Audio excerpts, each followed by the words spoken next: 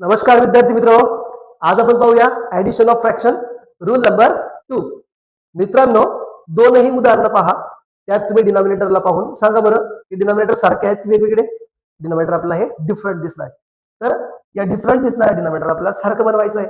त्यासाठी आपल्याला काय करावं लागेल, या 5 ला 10 एवढं बनवावं लागेल. 5 ला जर 10 एवढं बनवायचं आहे त्यासाठी कितीने मल्टिप्लाय करावं लागेल बरं सांगा. चला मी सांगतो, मल्टिप्लाय बाय 2. 5 multiply by 2. जर आपण डिनॉमिनेटरला 2 ने मल्टिप्लाय करत असू तर न्यूमरेटरला सुद्धा आपण 2 ने मल्टिप्लाय करणार. त्यानंतर पुढे आपण 4/10 आहे तसाच लिहून घेऊ. Plus 2 multiply by 2 4 upon 5 multiply by 2 10. न्यूमरेटरची ऍडिशन करूया. 8/10. 8/10 आपली ऍडिशन आली.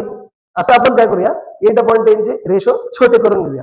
आता 8 आणि 10 या दोन्ही संख्यांना कोणत्या संख्येने भाग जातो बरं, तर पुन्हा 2 नेच भाग जातो.